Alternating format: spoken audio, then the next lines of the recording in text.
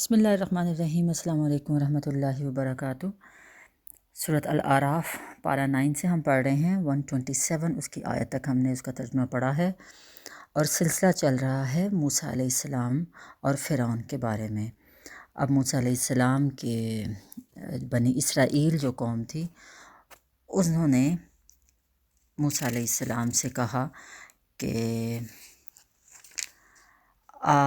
آپ کے آنے کے پہلے بھی ہمارے بیٹوں کو قتل کیا گیا، اب آپ آ گئے ہو تو بھی ہمارے بیٹوں کو قتل کیا جا رہا ہے، تو اب اس کا کیا سلسلہ ہے، آگے ہم کیا کریں؟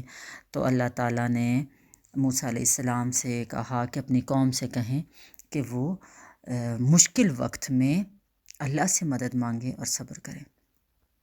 بہت پیاری بات ہے، بہت اہم اور بڑا بہترین لیسن اس سے ملتا ہے کہ اللہ سے مدد مانگو اور صبر کرو۔ صبر اور اللہ سے مدد مطلب دعا کرتے رہو اور صبر کرتے رہو ہر مشکل گھڑی میں۔ اللہ تعالیٰ آپ کی مدد کرنے والا ہے، اس کے علاوہ اور کوئی ہے ہی نہیں، تو بس پھر اسی پہ توکل کریں۔ اب ہم آیت شروع کرتے ہیں 128 اس کی ٹرانسلیشن ہے سے۔ بسم اللہ الرحمن الرحیم۔ موسیٰ نے اپنی قوم سے کہا، اللہ سے مدد مانگو اور صبر کرو۔ زمین اللہ کی ہے، اپنے بندوں میں سے جس کو چاہتا ہے اس کا وارث بنا دیتا ہے، اور آخری کامیابی انہی کے لیے ہے جو اس سے ڈرتے ہوئے کام کریں۔ اس کی قوم کے لوگوں نے کہا، تیرے آنے سے پہلے بھی ہم ستائے جاتے تھے، اور اب تیرے آنے پر بھی ستائے جا رہے ہیں۔ تو اس نے جواب دیا، قریب ہے وہ وقت کہ تمہارا رب تمہارے دشمن کو ہلاک کر دے اور تم کو زمین میں خلیفہ بنائے، پھر دیکھے کہ تم کیسے عمل کرتے ہو۔ ہم نے فرعون کے لوگوں کو کئی سال تک قحط اور پیداوار کی کمی میں مبتلا رکھا کہ شاید ان کو ہوش آئے، مگر ان کا حال یہ تھا کہ جب اچھا زمانہ آتا تو کہتے ہم اسی کے مستحق ہیں، اور جب برا زمانہ آتا تو موسیٰ اور اس کے ساتھیوں کو اپنے لیے فال بد ٹھہراتے۔ حالانکہ در حقیقت ان کی فال بد تو اللہ کے پاس تھی، مگر ان میں سے اکثر بے علم تھے۔ انہوں نے موسیٰ علیہ السلام سے کہا، تو ہمیں مسحور کرنے کے لیے خواہ کوئی بھی نشانی لے آئے، ہم تو تیری بات ماننے والے نہیں۔ آخر کار ہم نے ان پر طوفان بھیجا، ٹڈی دل چھوڑے، سرسریاں پھیلائیں، مینڈک نکالے اور خون برسایا۔ یہ سب نشانیاں الگ الگ کر کے دکھائیں، مگر وہ سرکشی کیے چلے گئے، وہ بڑے ہی مجرم لوگ تھے۔ جب کبھی ان پر بلا نازل ہو جاتی تو کہتے ہیں، موسیٰ تجھے اپنے رب کی طرف سے جو منصب حاصل ہے اس کی بنا پر ہمارے حق میں دعا کر، اگر اب کہ تو ہم پر سے بلا کو ٹلوا دے گا تو ہم تیری بات مان لیں گے اور بنی اسرائیل کو تیرے ساتھ بھیج دیں گے۔ مگر جب ان پر سے اپنا عذاب ایک وقت مقرر تک کے لیے جس کو وہ بہرحال پہنچنے والے تھے ہٹا لیتے تو وہ یکلخت اپنے وعدے سے پھر جاتے۔ تب ہم نے ان سے انتقام لیا اور انہیں سمندر میں غرق کر دیا، کیونکہ انہوں نے ہماری نشانیوں کو جھٹلایا تھا اور ان سے بے پرواہ ہو گئے تھے۔ اور ان کی جگہ ہم نے ان لوگوں کو جو کمزور بنا کر رکھے گئے تھے اس سرزمین کے مشرق و مغرب کا وارث بنا دیا جسے ہم نے برکتوں سے مالا مال کیا تھا۔ یہ سرزمین ہے فلسطین اور شام کی زمین، جس کے بارے میں اللہ نے کہا کہ اس میں برکتیں ہی برکتیں ہیں، شام اور فلسطین کی سرزمین۔ اسی طرح بنی اسرائیل کے حق میں تیرے رب کا وعدہ خیر پورا ہوا، کیونکہ انہوں نے صبر سے کام لیا تھا، اور ہم نے فرعون اور اس کی قوم کا وہ سب کچھ برباد کر دیا جو وہ بناتے اور چڑھاتے تھے۔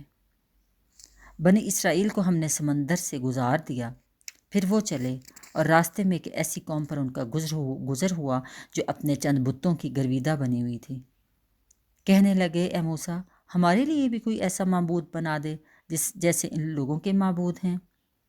موسیٰ نے کہا، تم لوگ بڑی نادانی کی باتیں کرتے ہو، یہ لوگ جس طریقہ کی پیروی کر رہے ہیں وہ تو برباد ہونے والا ہے، اور جو عمل وہ کر رہے ہیں وہ سراسر باطل ہے۔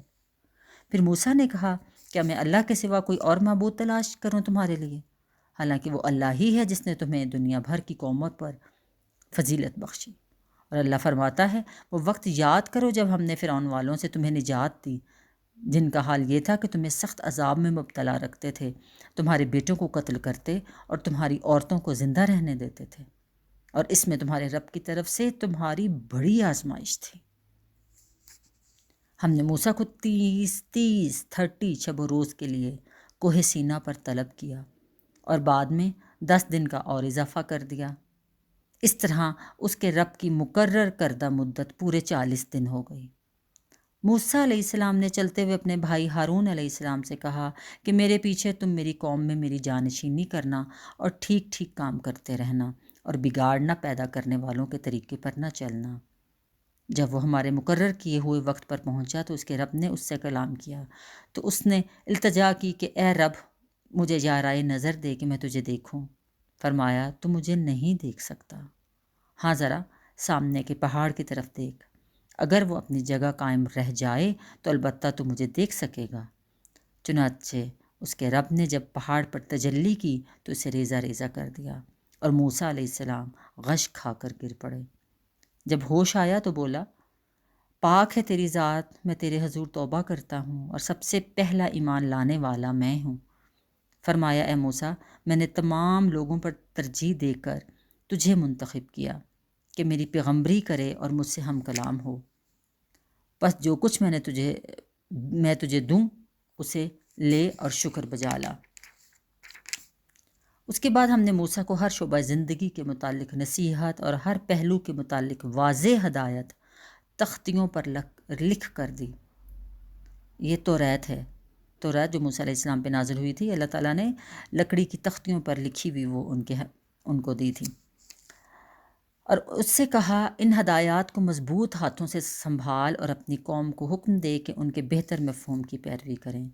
ان قریب میں تمہیں فاسقوں کے گھر دکھاؤں گا، میں اپنی نشانیوں سے ان لوگوں کی نگاہیں پھیر دوں گا جو بغیر کسی حق کے زمین پہ بڑے بنتے ہیں۔